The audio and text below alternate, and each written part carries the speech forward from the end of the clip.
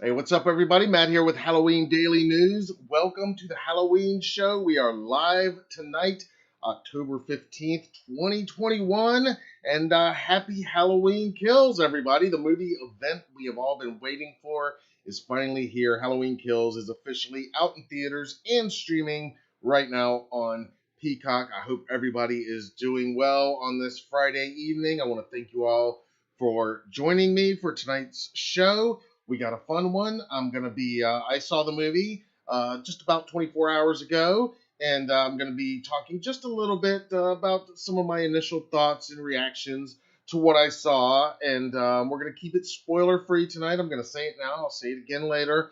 And I'm going to keep it spoiler free. I'm going to ask that everybody in the live chat keeps it spoiler free tonight because I understand that a lot of people still have not seen the film. Let's give them at least the weekend. Let's give everybody the weekend to check it out. And then on this Monday's Michael Myers Monday live stream this Monday night, that's when I think it'll be a little safer to going to more spoiler territory, and I'll give much more in depth on. I'll get much more in depth on my thoughts about the film. Um, and we're also gonna hear a fun story from legendary author R.L. Stine concerning the haunted mask, and its origins in his real life Halloween childhood here in just a few minutes. But before we get to any of that, we're going to run down the week's other top headlines that we're covering right now at HalloweenDailyNews.com. And of course, one of the major headlines this week that we're covering is not Halloween related at all, but it is Scream related. That's right, the new Scream movie entitled simply Scream. They're doing the Halloween 2018 thing, so I've been calling it Scream 2022. That's mouthful. 2022 doesn't roll off out of my mouth quite as easily as 2018 did, but maybe just Scream 22, but that doesn't make sense. It makes it sound like it's a 22nd movie. Anyway, you know what I mean. Scream 5. On Tuesday, we got the official trailer finally, and that was preceded by a pretty kick-ass poster that we'll take a look at right here. And of course, some images of the cast. The first official stills from the film were released on Monday via Entertainment Weekly. Tuesday, we got that full first trailer. I did an extensive breakdown and discussion of the trailer that night. So we're not going to go into that right now. But if you want to hear me talk endlessly about the return of Ghostface and many of the legacy characters from the original Scream films, then I urge you to check out our Scream HDN Live special Scream trailer breakdown and discussion that was from Tuesday afternoon. Cody Schaefer says 10 out of 10, beautiful but brutal masterpiece. Larry says, hi, Matt and group. What's up, Larry? Thanks for being here. Entertainment Wizard says Halloween Kills is a train wreck. Cody Schaefer says, Matt, what are the odds that Stu returns? The odds that Stu returns, I think it's a long shot. I mean, it would be a fun twist, but if so, it's like such a rumor now that it'd almost be anticlimactic if it happened now, maybe. Just my thoughts. Like I said during the breakdown, when we were at Mad Monster Expo over Labor Day weekend, Matthew Lillard was there, and he did tell a packed room at a Q&A panel that point blank that he's not in the new movie. Of course, it's possible that he's lying. That happens sometimes to keep secrecy, but that is what he said there.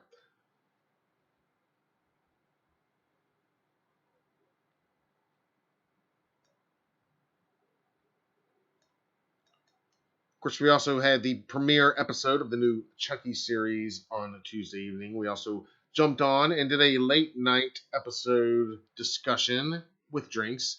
And I appreciate you guys joining me for that. That is airing on Tuesdays on both the USA and Sci-Fi Network. And as the show progresses, it will move in to Halloween. And there's going to be at least one episode that takes place entirely on Halloween. But as you saw in the first episode, the whole season takes place around the Halloween holiday. And I thought it was a great first episode. you can hear much more of my personal thoughts on the episode in our Tuesday night HDN live special Chucky episode 1 discussion.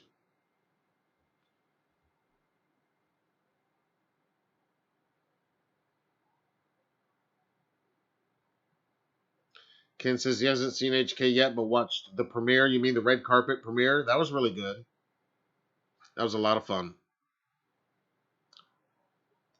Moving over to some Halloween TV news. You know, there are tons of Halloween specials either out now or coming soon, and tons of Halloween episodes.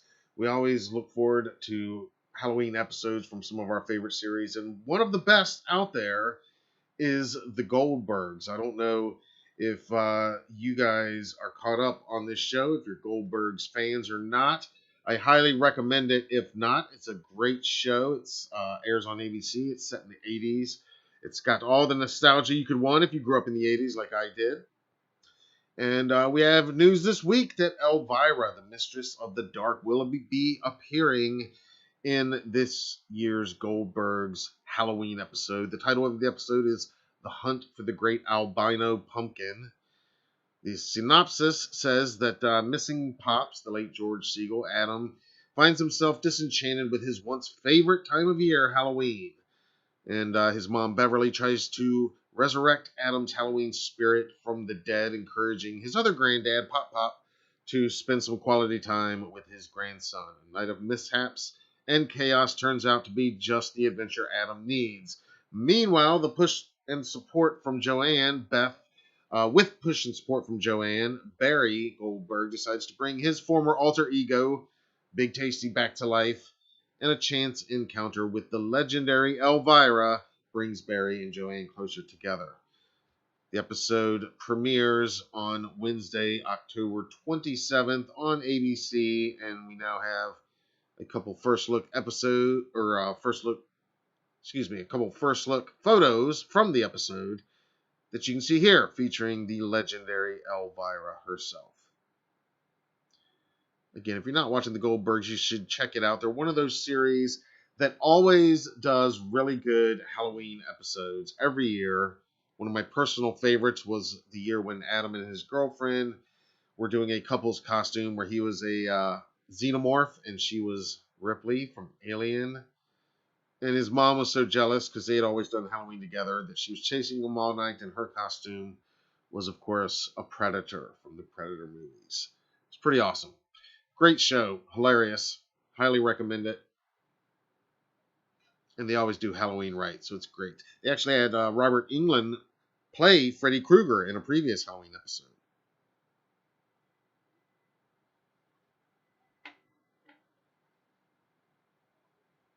Larry Moore says, H. Kills had me on the edge of my seat. James Hugh Courtney is perfect as Michael. Yep, I'll get to that in a minute, but I tweeted that last night that James absolutely owns this role now.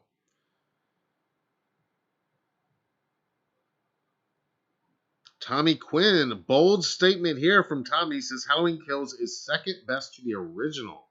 I'd say Tommy likes it. Ariel has checked in. Thanks for being here, Ariel. Loved Kills. Everyone killed it. Literally. Gotta agree there. All right, we're going to get to the Kills talk in just a second, guys. A couple other headlines you should know about. Just a few hours ago, NECCO revealed the official packaging for their new Halloween 2 40th anniversary Michael Myers and Dr. Loomis Ultimate figures. They're estimated to begin shipping in December. We've already gotten looks at the figures themselves, but here is the official cover art by Sinister Design, Haddonfield Memorial Hospital. I like that they've got the 40 years logo down in the corner. It's a nice touch.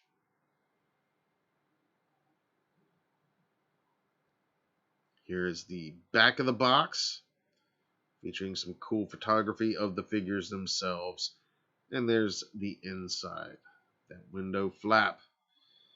You can see Loomis's different looks with and without the trench coat, Michael's different heads with and without the blood tears. Also, guys, speaking of James Jude Courtney, the man himself, it was just announced today that James Jude Courtney will be appearing at Mad Monster Party 2022 here in North Carolina. The event is happening on February 18th, 19th, and 20th in Concord, North Carolina. They just announced the dates this week. Tickets for the event just went on sale at madmonsterparty.com.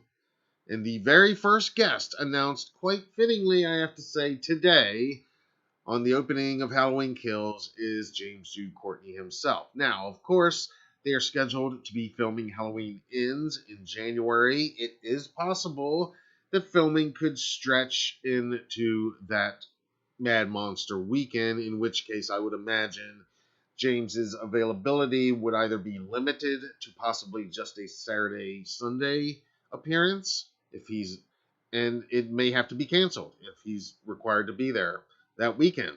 And that's certainly understandable. We know they're going to be filming right around that time, but it is very possible that they could wrap, or at least wrap with James before that weekend. If you'll remember back in 2018, Mad Monster had Nick Castle there. And it was this same weekend, and they had literally just wrapped filming of Halloween 2018 at that time. And it worked out that he did, in fact, appear. And we're happy to report that we here at Halloween Daily News will once again be a part of this great event. We're going to be there all 3 days. We're going to have a table there where you can come by and see us and meet us and show off your cosplay, maybe pick up a free HDN decal. And we're also going to be roaming around, shooting photos and video all weekend long. So make your plans now. Mark your calendars. The first big convention of 2022 is Mad Monster Party back in Concord, North Carolina, February 18th through 20th. And Michael Myers is going to be there. James Jude Courtney is going to be there. How awesome is that?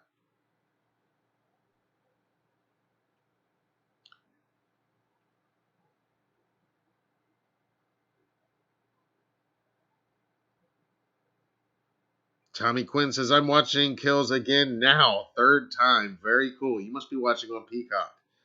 Very cool. Watching it for the 3rd time. I'm ready to see it again. I know I am.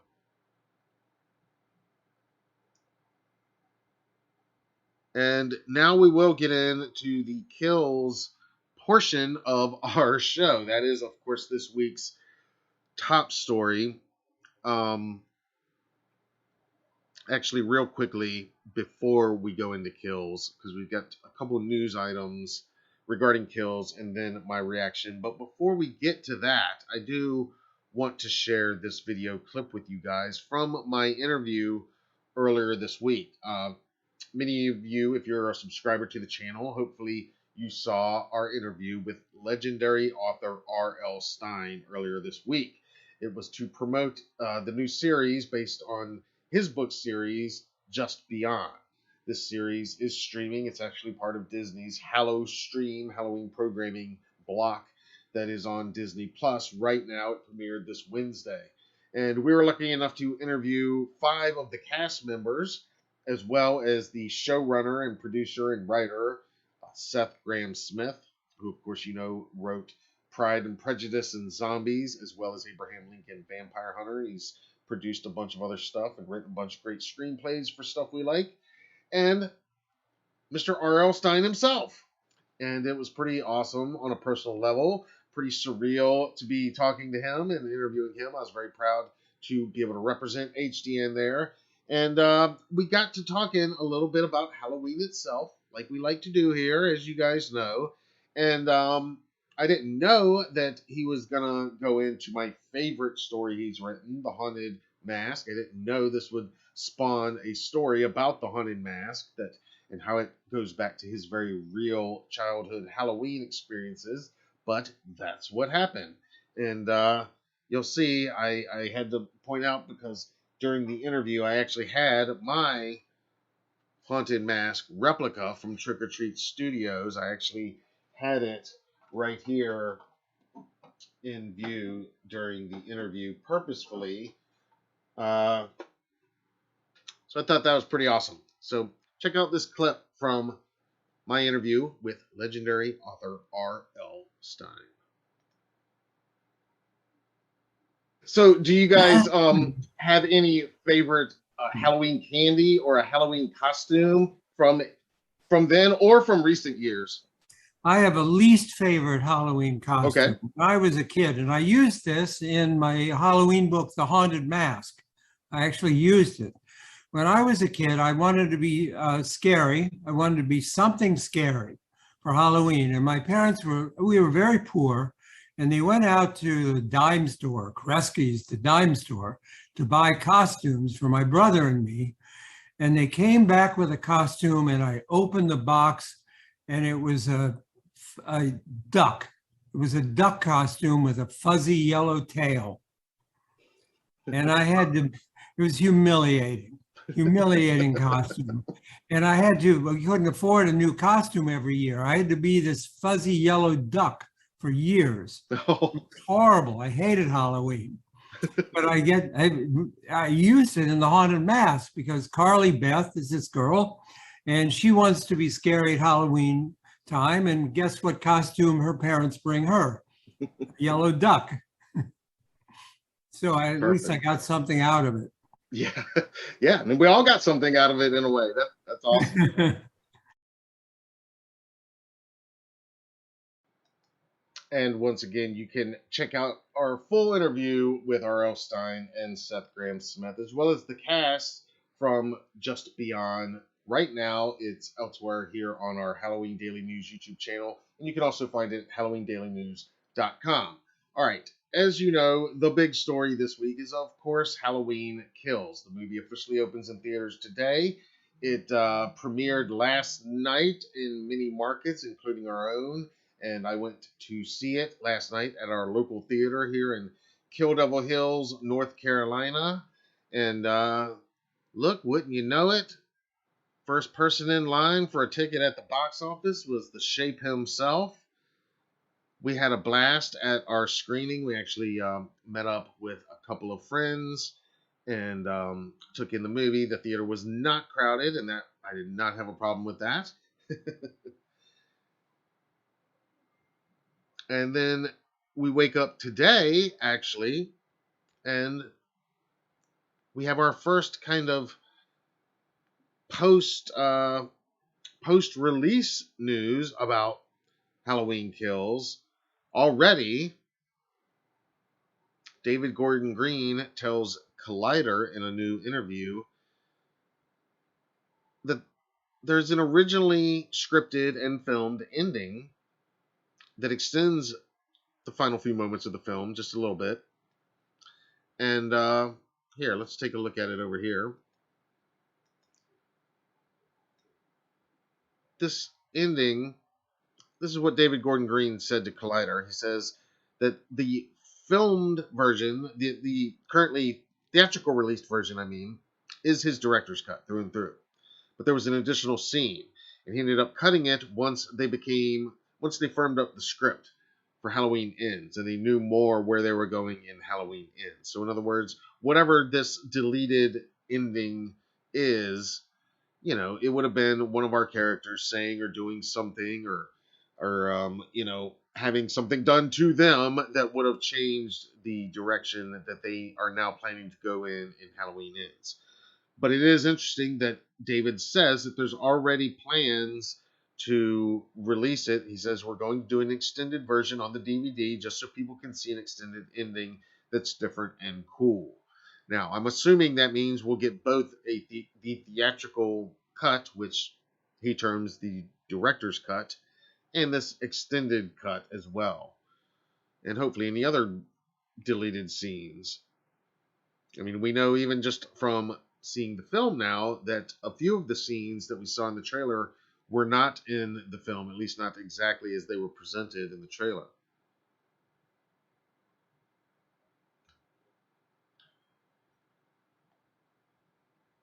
Speaking of those Thursday night screenings, Thursday night alone, the film made almost $5 million, which is pretty good considering we are still in a pandemic. Deadline reports that as of noon today, estimates show that the film has made $21 million for an estimated $47.5 million 3-day opening weekend. And that is 38% off from the 2018 film, of course. But you got to remember that the 2018 film was the fourth best October opening ever at 76.2 million. Also, in 2018, the film was not available on any streaming service, obviously. So again, I don't follow the box office numbers real closely personally, but that looks pretty respectable to me. And this is still just an estimate as of noon today. Obviously, we'll know more after Saturday's reports come in, but I think that's a pretty good start for Halloween Kills.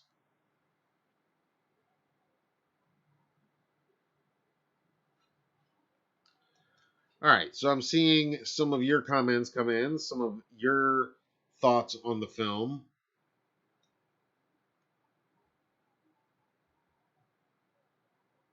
And not all of you loved it as much as I did, I can see.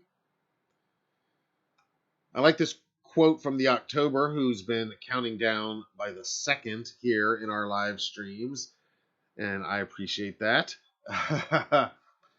But I like his quote. He says, I watched Halloween Kills yesterday and thought it was just okay. Watched it for a second time just a few minutes ago and loved it way more. Theater audience was a lot better for the second showing. Now, that's a good point there. Theater experience is a big part of it. We luckily, we did have a few annoying people in our theater, but not to the point where it was so distracting that it affected my viewing of it. Like I said, our theater was not very packed at all, thankfully.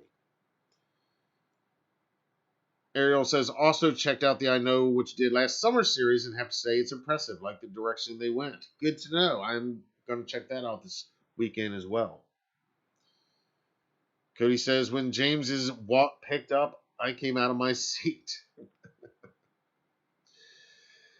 Entertainment Wizard is not happy. The Wizard says, Halloween Kills is a poorly written mess. Dylan Rona says Halloween Kills was pretty good.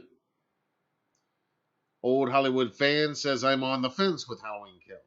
So we got a little bit of everything going on here in the live chat.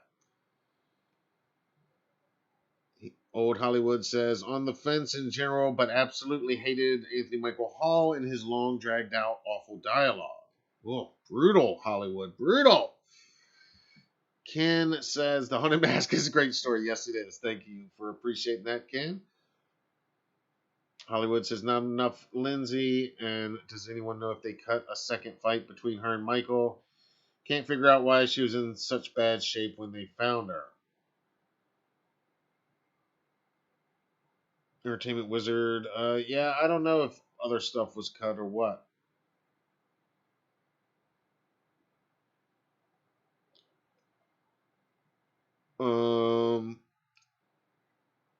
Mandalorian has checked in. Mandalorian 9. How many kills did everyone count in the movie? That's a good point. How many kills was it? Mandalorian counted between 36 and 42. Hard to tell because of the mob scene.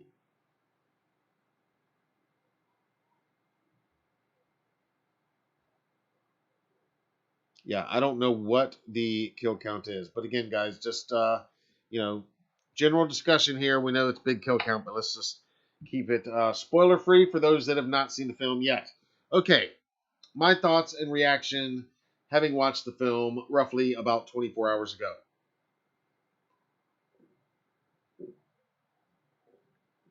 Hey, Sammy Gomez, thank you for checking in. Thank you for being here.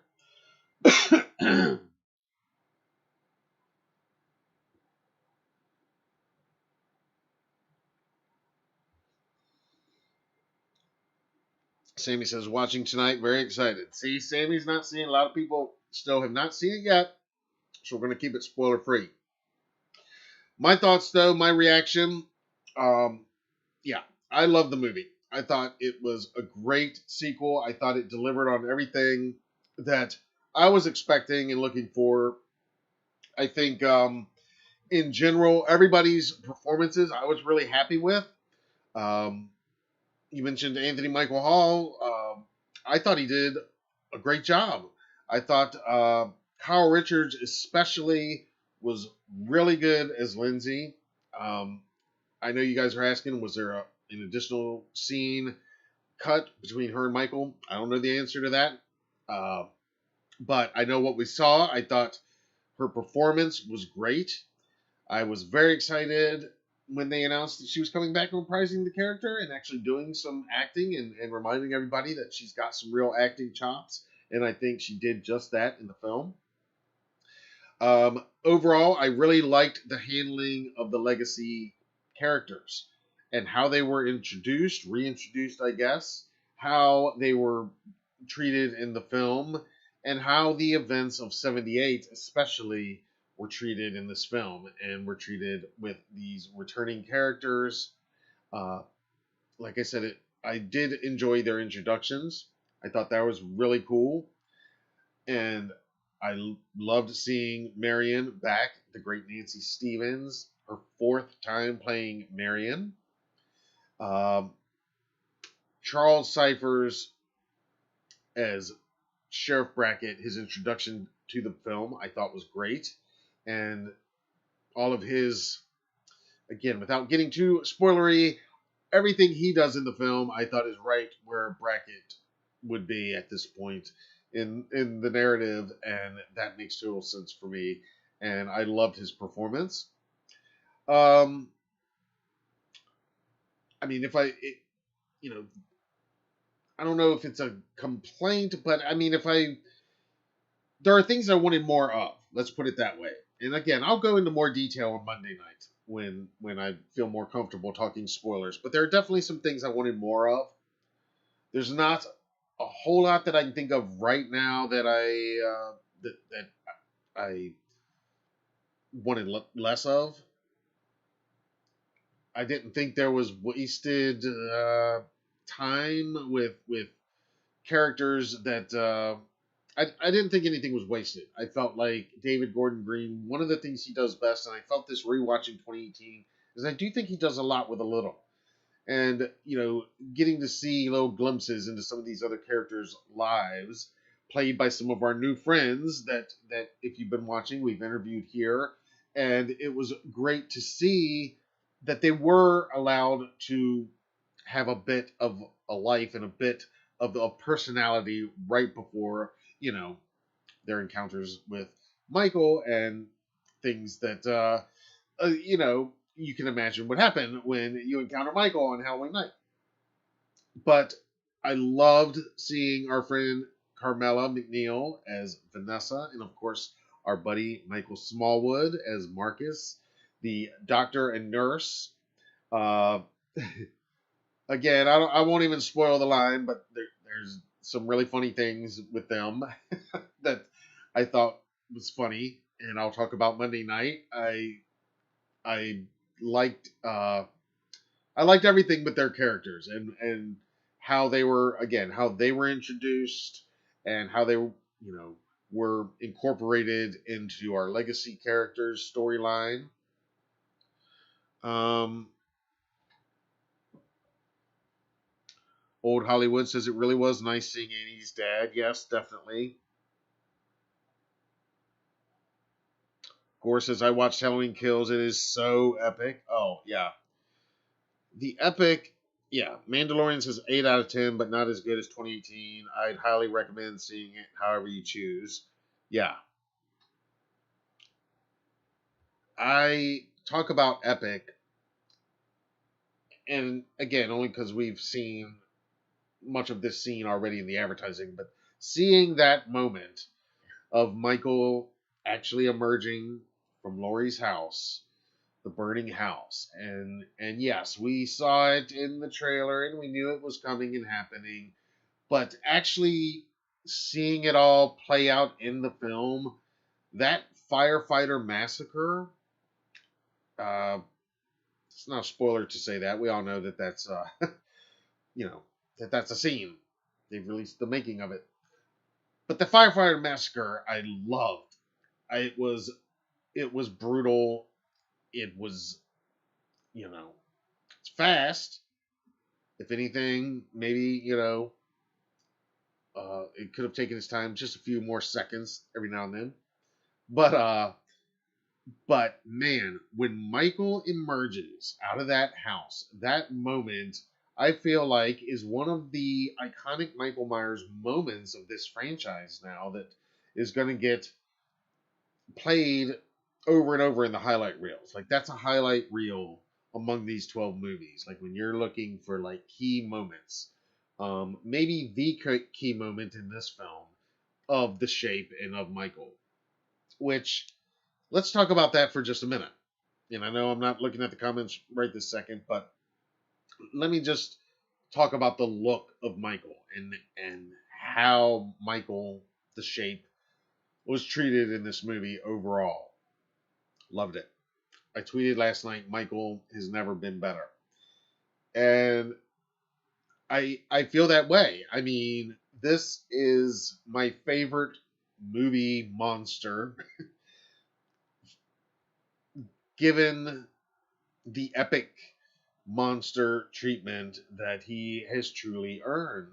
And I mean that in ways that he was shot and framed, ways that he was presented, ways that Carpenter's soundtrack, which that's something else to. But Carpenter, has lived with this creation of his for these 43 years, and to have him be able to pull you in with those tones, those music choices at those moments, and David Gordon Green and his cinematographer and his whole crew really being able to capture,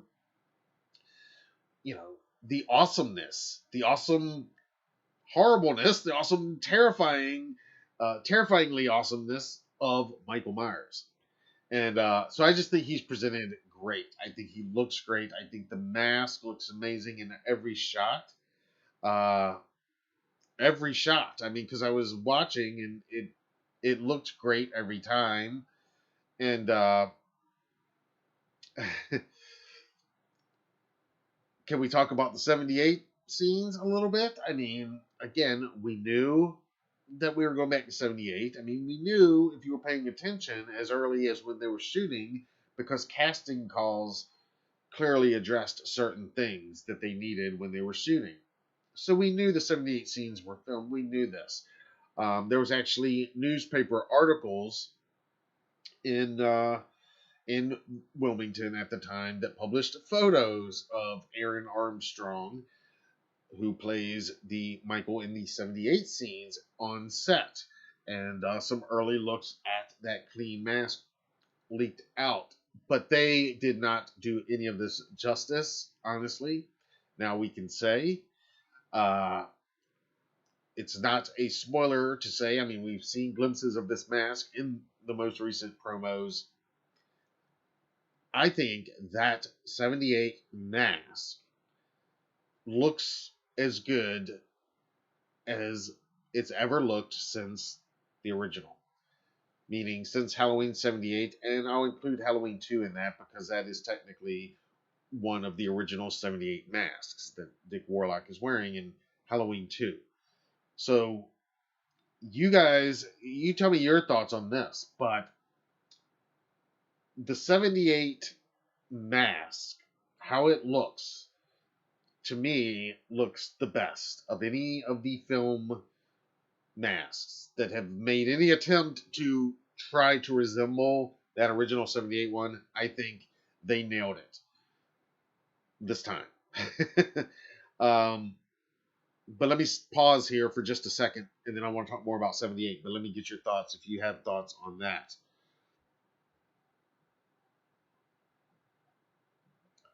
El Senor Dia Creepypastero is checked in. What's up, man?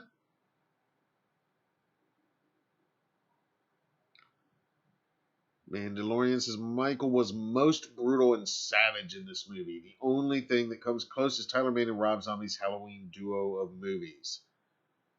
Yes, I do agree with that. Absolutely the most brutal and savage outside of the Rob Zombie films. That goes easily. But I do think it's hard for me to say it's the most brutal of all the Halloween Michael Myers films. To those that say that, I would remind you, go back and rewatch Rob Zombie's Halloween 2, specifically the director's cut. It's pretty brutal. But this is, I liked your other word, savage. Now that I liked, and I would maybe say this is the most savage Michael. That's good work. I do like that. Yes, Rob Zombie's Halloween 2, my opinion, probably a little more brutal. But savage, I like that term for this Michael. This is pissed off Michael.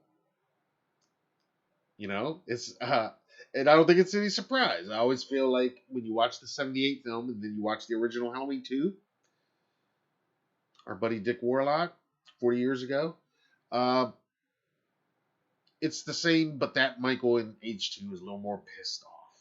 You know, he's a little more brutal. He's a little meaner, and those kills hurt just a little bit more. Maybe he takes his time with them a little bit more. Maybe Uh, so I got a lot of that with this, whereas 2018 was this feels good to be doing this again 40 years later. This feels good. This one is very much like H2 is to 78. Like, now I'm pissed. Now I'm pissed. And again, every shot in that mask showed it without showing anything, and that is always the beauty of the Myers mask, is that you can project whatever needs to be projected onto it because it never changes, and that is just one of the beauties. But I thought every shot of the mask looked great, and yes, brutal and savage. Yeah, yeah. This is insanely brutal and savage and angry, and he is still the ultimate trickster. I always say that. That people forget that Michael Myers. I mean, he is trick or treating, basically.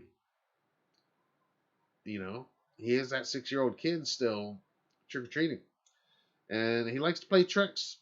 And I do like that there was some tricks in this. I like. Let me go back to '78 real quick.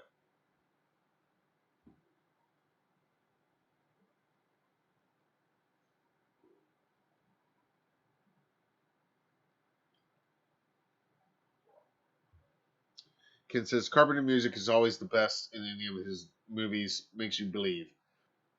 Yeah, I think without Carpenter's score, yeah, that has totally helped both these films immensely capture that vibe of Halloween 1 and 2 so much, and 3 for that matter. Uh, Old Hollywood said those recreated '78 scenes of Michael were fantastic. Yeah, yeah. Let me talk about '78. I loved everything about the '78 scenes. Um, Again, avoiding spoilers, but when they happen in the film, that was like shocking. I'm like, oh man, we're back in '78 already. Wow. Uh, when the best shot of that '78 mask, when we get it, it's like wow, it's like right there, and yeah, it's kind of shocking, but it just I couldn't believe how good it looked and how much it looked like the '78. Uh, Everything looked like the '78 film in those shots to me. The cinematography looked like Dean Cundy's cinematography. The framing of the shots felt like Carpenter's framing, you know, and of course the locales, they were able to match a lot of that because as you guys may know, but it's a well-known fact. They filmed a whole lot of Halloween Kills inside of the Screen Gems EUE studios in Wilmington. Some of it was filmed around Wilmington, North Carolina, which, by the way, Sean Clark's gonna have a Horror's Hallowed Grounds episode up tomorrow, Saturday, all about Halloween Kills. So we'll all have that to look forward to tomorrow. The filming locations. But and I'm sure he'll talk about some of this. But a lot of what we saw was recreated on sound stages, and I believe a lot of that 78, if not all of it, was a product of that. But I thought it looked great. Tristan Eggerling as young Lonnie Elam. I thought he was just awesome. I thought how they utilized young Lonnie in this film and the callbacks to what we know Lonnie was doing with Richie and Tommy earlier that same day as they were leaving school, and the callbacks and the parallels and the irony of it all. I loved it. I loved it. I couldn't stop smiling watching all of that 78 stuff. Um, you know, going back and seeing what happens 30 seconds after the 78 movie ends, as far as Michael, as far as Loomis, as far as Hawkins. I love all that stuff. And I thought it was recreated in a way that really, really paid loving homage, not just to the things we love about that film as it being a Halloween film, but just the style and some of the precedent that it set just in the film world. I feel like they really, really succeeded at that. I loved the 78 scenes. I thought they were perfect. The very first scene of the movie, I didn't think it was going to start like that. That particular character, the first character we see in the whole movie, not going to spoil it, but not who I would have ever guessed would be the very first character we'd start on. So if you've been watching my Mondays, the way I predicted it would start, that prediction was wrong. Some of my predictions about what was going to happen were right. A few others, not so much, but I also knew that some of them were kind of far-fetched. But let's see. Where are you guys at here? Ken says 2018 was the calm before the storm. That's a good way to look at it.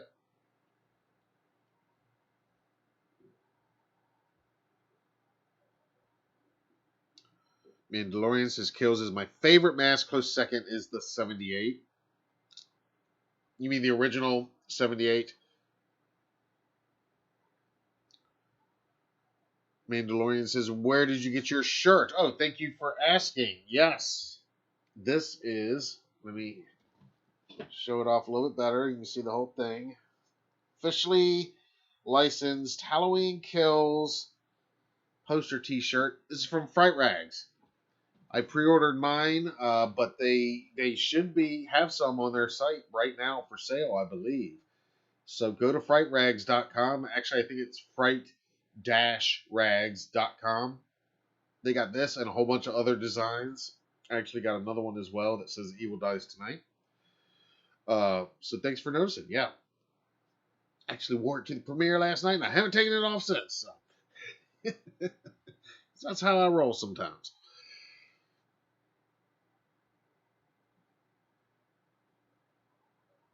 Mandalorian says Michael is at least on the same level as Tyler Mane in Halloween 2.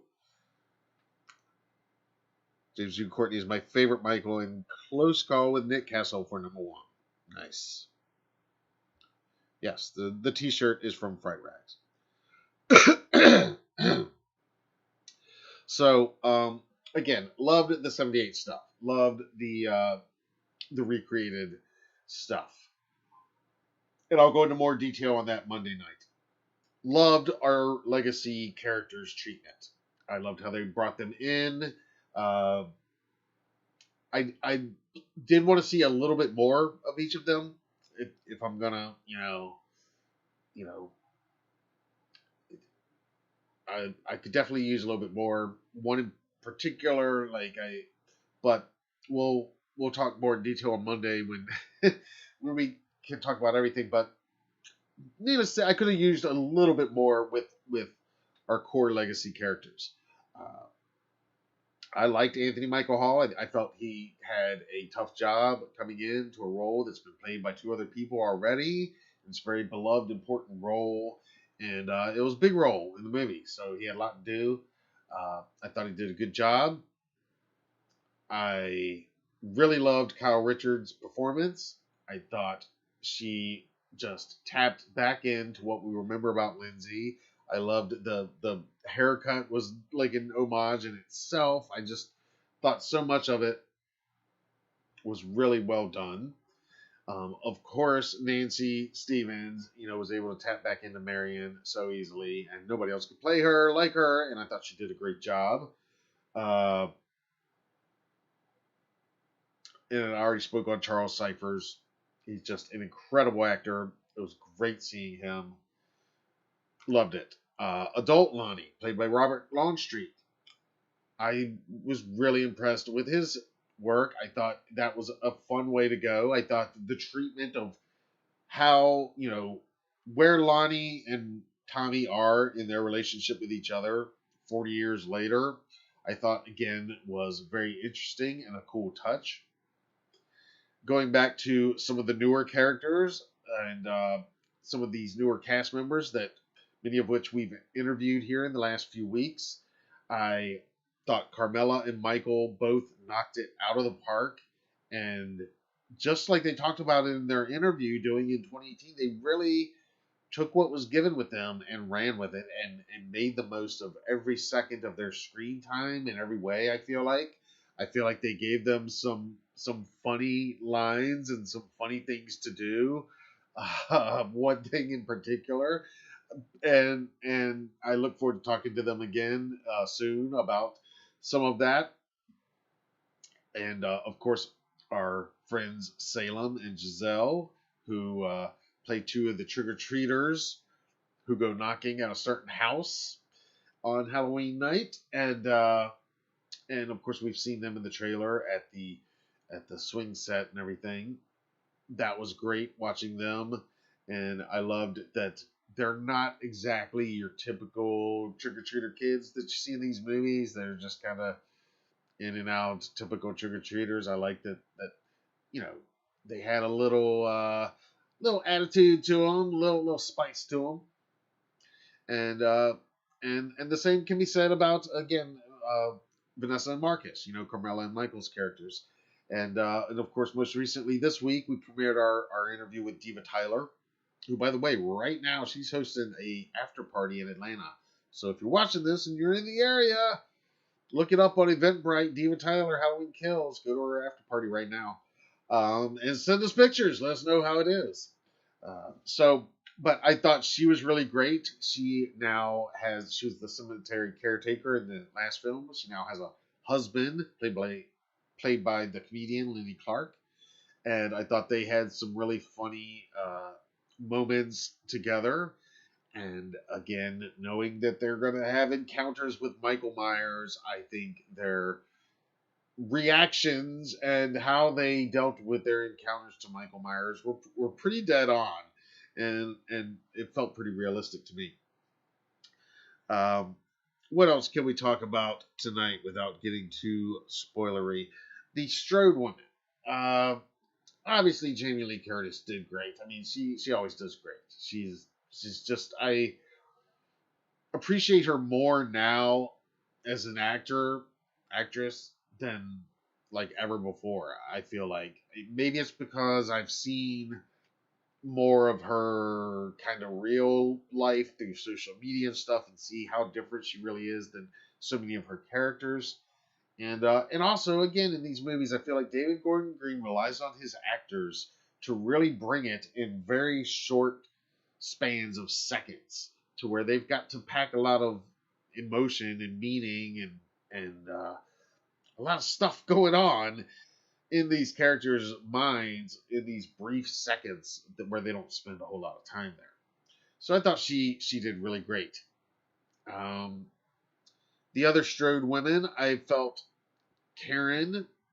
I like that both Karen and Allison, Judy Greer and Andy Manichak, were both given more to do in this movie. I think that's fair to say.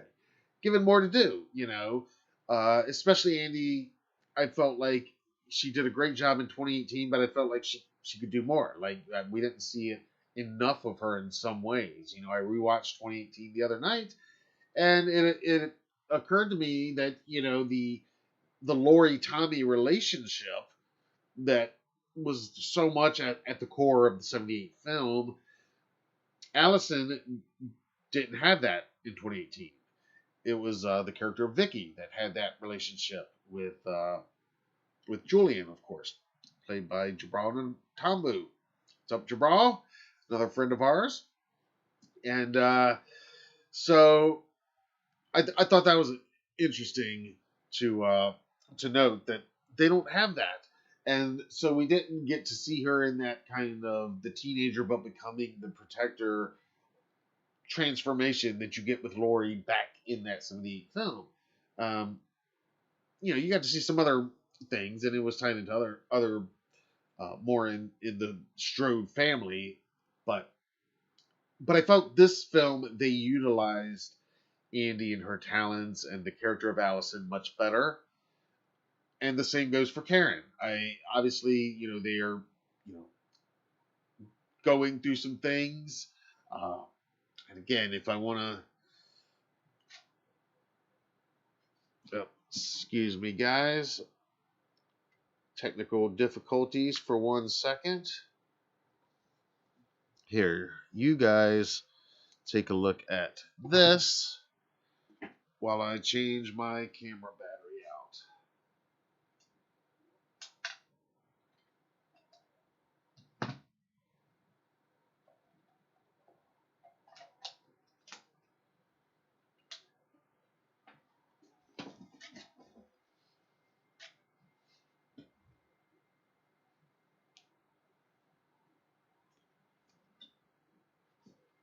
Okay. Ken says, Jamie just like her mom at the red carpet premiere. Yeah, I saw that. That was pretty amazing. And then Jason Blum dressed as Laurie Strode from 2018. But yeah, seeing them do a costume party for the red carpet premiere, I thought was great. Old Hollywood's asking where Nick Castle's cameo is in this movie. I do not know right now, but I am hoping to find out very soon.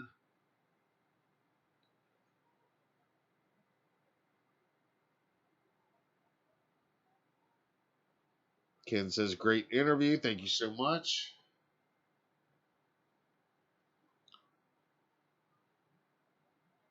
Mandalorian says 2018 unlocked the brutality and savagery of Michael in Kills. That's right.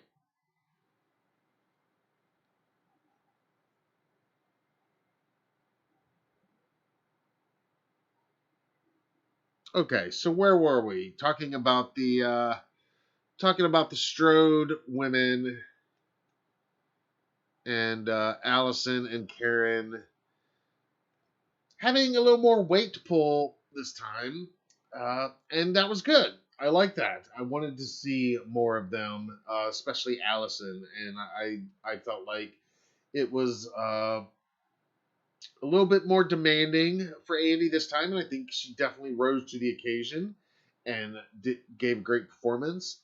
I thought Judy Greer was really good, once again, as Karen. Again, this is a character that has gone through a lot on this night. I did feel like the death of Ray, Allison's dad, from the previous film, I understand that they're in shock in a lot of ways, and that hearing that, oh, it's not over, he's not dead, your trap didn't work, he's still out, still killing. I do get that they would hypothetically push aside a lot of their grief and emotions to try to deal with the matter at hand. That said, I did feel like that Ray's death was a little glossed over, maybe. again, if I'm gonna, but but man, let's talk about the hospital for a minute. In the hospital chaos, that's what I'll call it. Again, no spoilers, but that was one of the best scenes in the film, if not the best, in my opinion. Here, we gotta put this there. That hospital, I'm just gonna say the hospital chaos. You guys know what I'm talking about if you've seen it, and you guys that haven't will. But that was just the way it was put together and what was going on, and it just felt so tense. And again, I don't want to spoil things for people that haven't seen it, but there's a significant character in this, another returning character from the 2018 film that I didn't really realize was going to be back, and definitely didn't realize was going to be back in such a significant way. Again, you guys that watch it know who I'm talking about, and I intend to talk much more about him uh, on Monday night, and I'll just leave it at that now because I don't want to spoil the film. But you guys know who I'm talking about. It is very, very cool, I thought, how they used that character, and because there are some things about the original film that was never really addressed, like if a bunch of inmates were set loose on Halloween night, who's to say that Michael Myers is the only one that says, "I'm out of here"? No, none of these other films really asked that before. So I like when these films, a 43-year-old 12 film, almost 13 film franchise, can still find new questions to ask within their mythology. And I guess finally, I liked what they did with Haddonfield in general, because I thought about this watching it, because I rewatched all the films in the last, in the last 11 days. Many of you that were following along on Twitter, I was kind of rewatching the films in release order, and then I watched 78, 2018, and then Kills. And these films, these new films, 2018 and this one, they do echo so many of the themes, if not with direct Easter eggs, often with indirect but very clear reverence for, if not scenes themselves or imagery themselves, but themes that these movies have hit on over and over. And one of those is the idea that this film goes full blast on, but it's the idea of, how do you catch a guy in a mask when everybody's in a mask on Halloween night? How do you catch a psycho killer when you haven't seen his face? How do you, what happens when the citizens decide we got to take matters into our own hands? Does it help catch the psycho? Does it help take out the psycho? Or does it lead to bad things happening to other innocent people? We've seen these themes before. Everybody remembers the original Halloween 2 40 years ago with Ben Tramer. Everybody remembers Halloween 4 when the guys get in their trucks, the guys from the bar, and they go, and what happens there.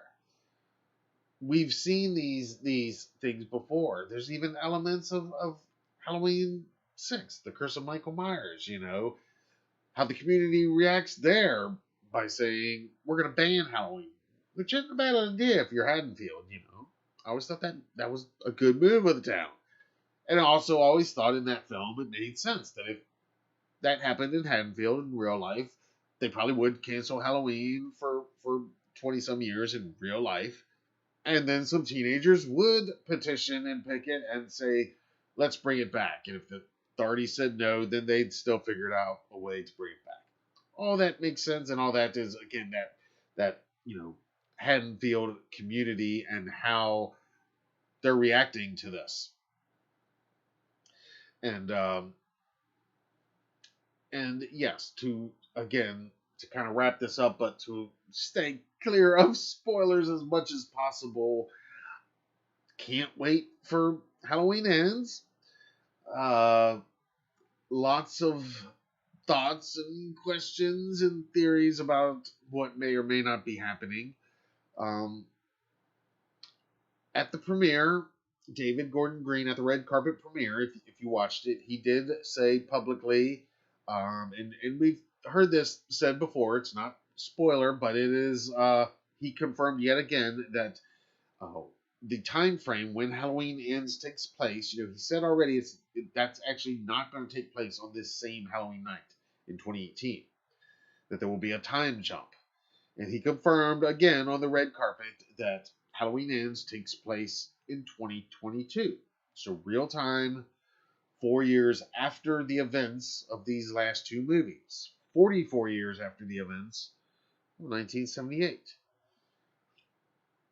And again, we got a whole year to speculate and to think, but I do wonder for a town that has been haunted, to paraphrase Allison from the movie, a town that's been haunted by Michael Myers for 40 years, and then he comes back and he does what he does, leaves a few new scars, let's say. For that town, where do they go from here? How are they 4 years after these events? And then we add on the fact that it's not only 4 years after these Halloween Kills events, but it's in those 4 years we had a real life pandemic. You know, how does COVID, how does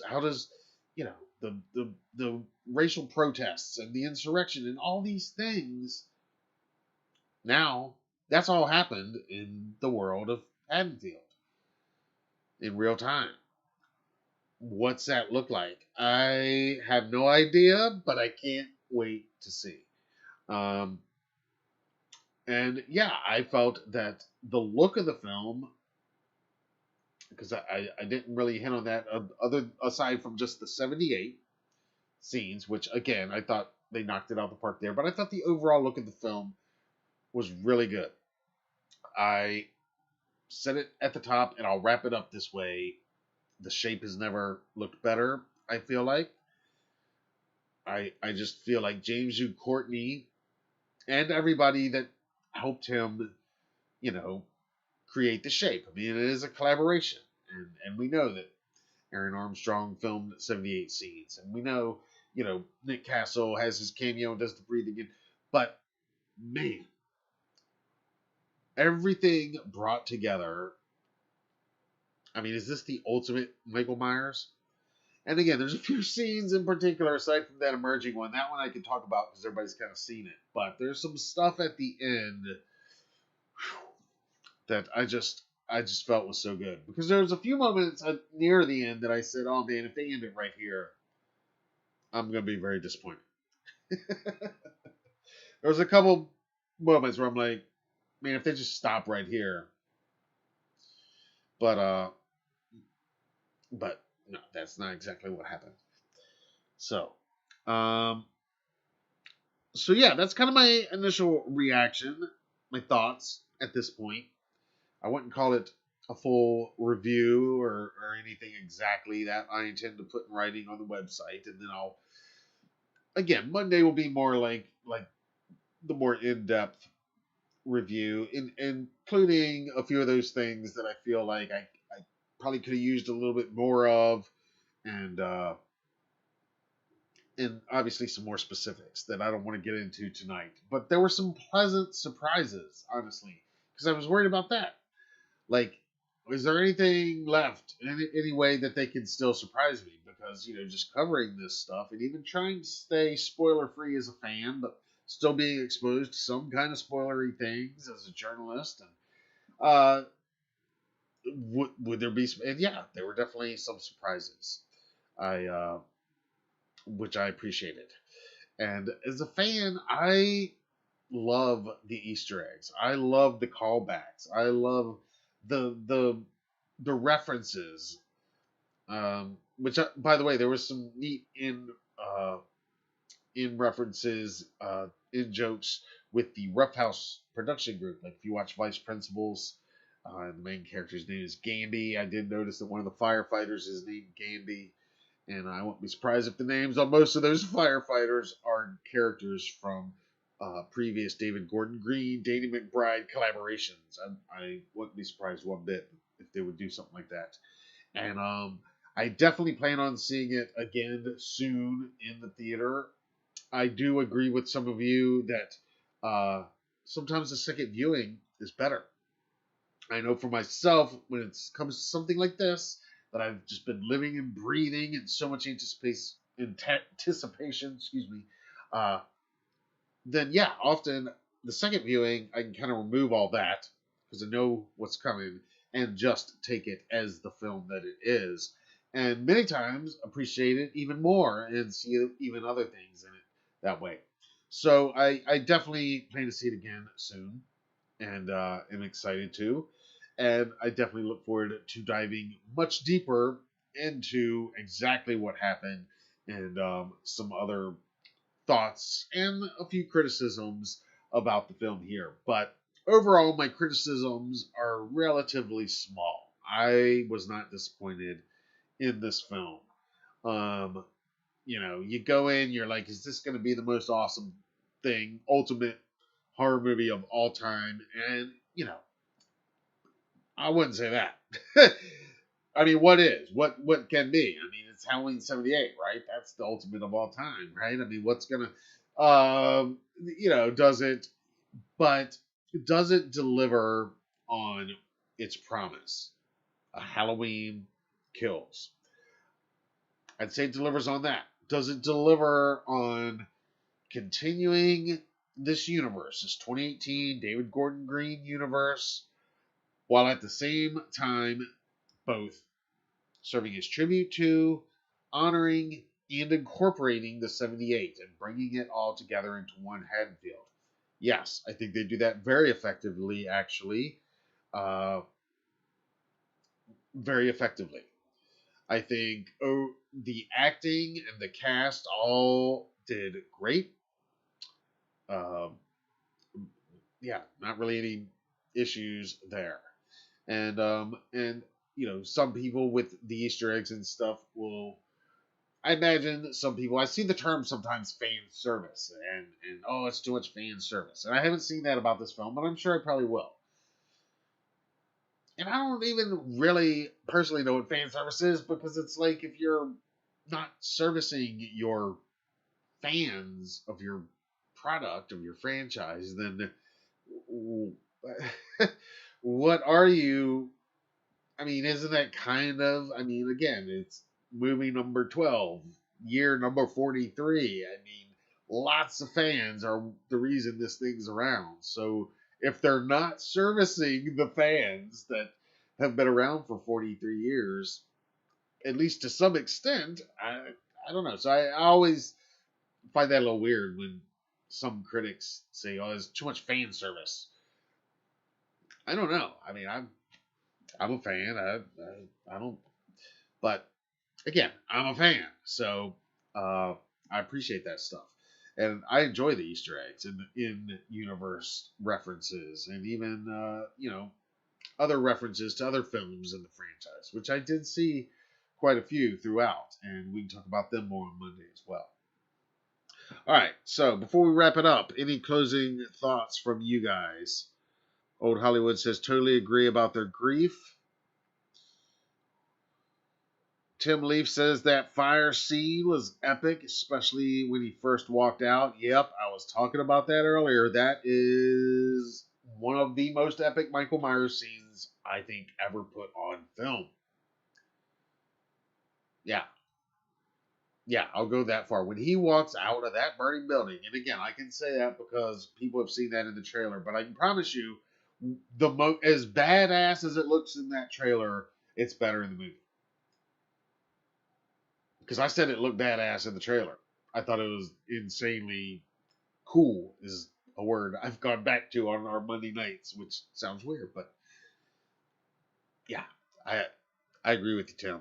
That moment when he walked out, that will make the Michael Myers highlight reels as long as they're making Michael Myers highlight reels.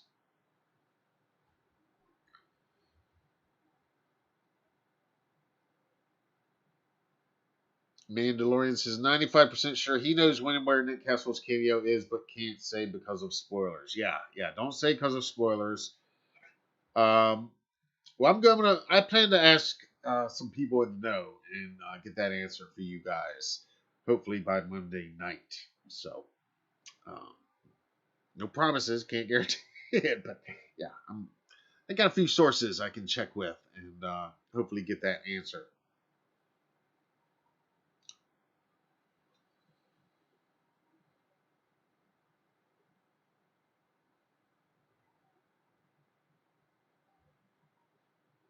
Mandalorian says how many years after Kills is ends? It'll be 4 years. So like real time, it'll actually be in the year 2022.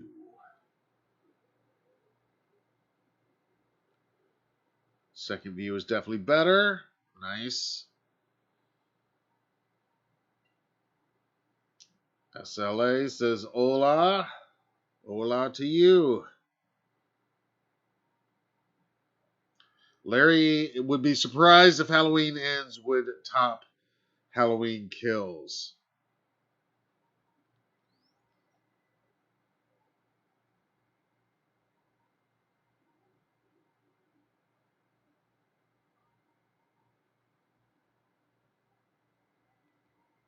And of course, the score. I didn't talk much about the music. I think that almost goes without saying that at this stage, yeah, I mean, having John Carpenter and his bandmates doing these scores is just one of the most special things about these current movies, if you ask me.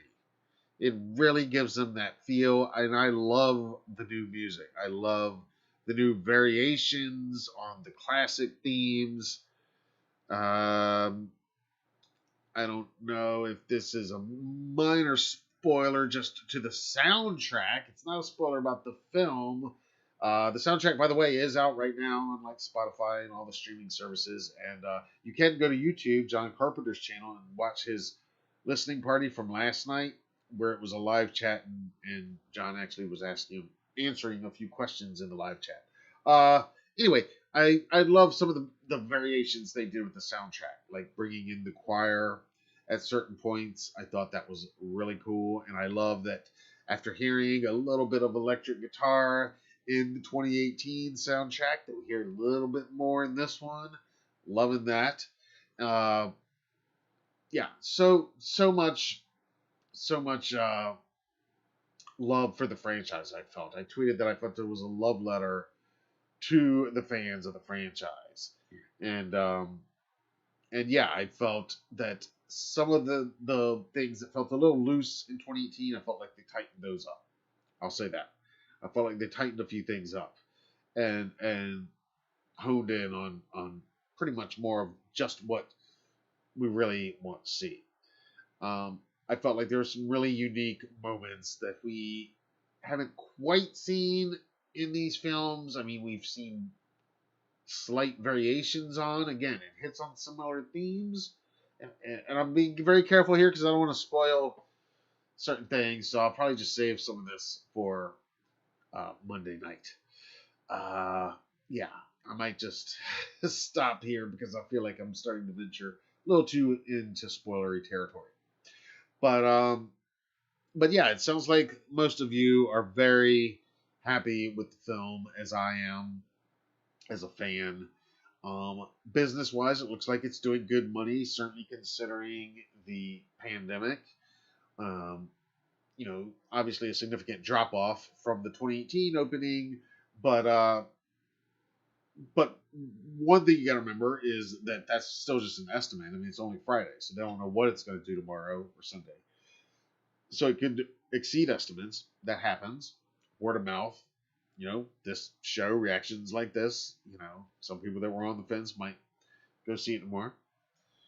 That's possible. And then, of course, we are living in the times we're living in where, you know, what was a blockbuster opening pre 2020 is kind of impossible at the moment. I mean, I guess if it was a new Star Wars movie, anything would be possible then. But short of that, I mean, Marvel can't do what a typical Marvel movie does. So Halloween's not going to do what a typical Halloween movie does. And that was 2018 was the best, highest grossing Halloween movie ever. Number 4 in October ever. So yeah, I think the numbers that it's making are good, and it's in a lot of theaters. And it was fun seeing the Scream trailer play before it. That was a lot of fun, and made it a little bit more like an event, which was cool. It was fun getting suited up in the new HK mask for the first time. I'm wearing it out and rocking the official HK knife replica from Trick or Treat Studios, which, by the way, if you've seen any of our photos on Instagram today, or the box office shot that we showed earlier, you can get that mask and that knife right now. We got plenty of them in stock. HalloweenDailyNews.com/shop. You can get it in stock. We got the knives and we got the official mask.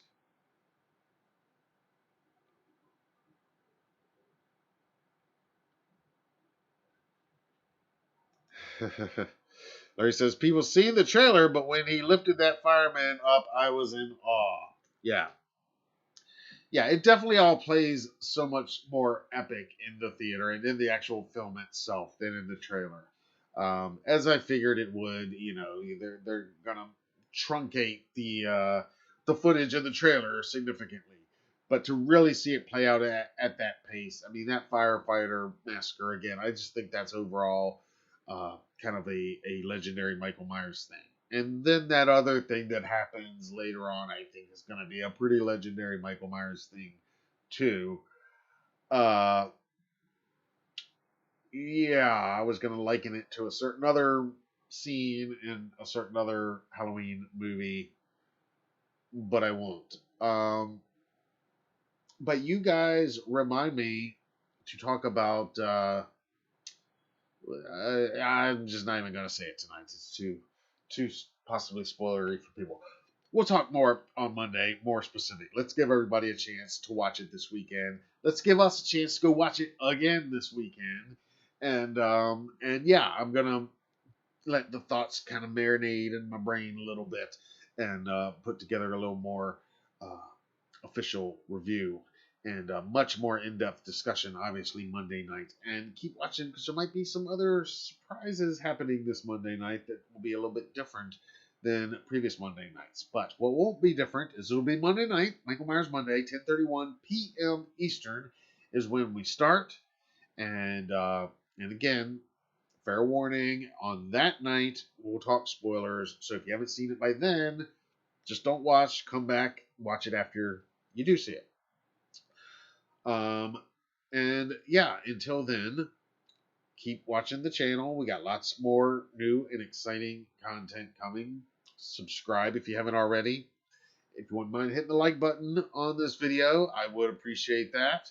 And if you're watching this on replay and missed out on the live chat, or just think of something later on after we're done here, I'd still love to hear from you. Drop me a line down below in the comments, or even if you dropped a comment in the live chat and I missed it and you really want me to answer, put it down in the comments below and I will get to it on next week's show.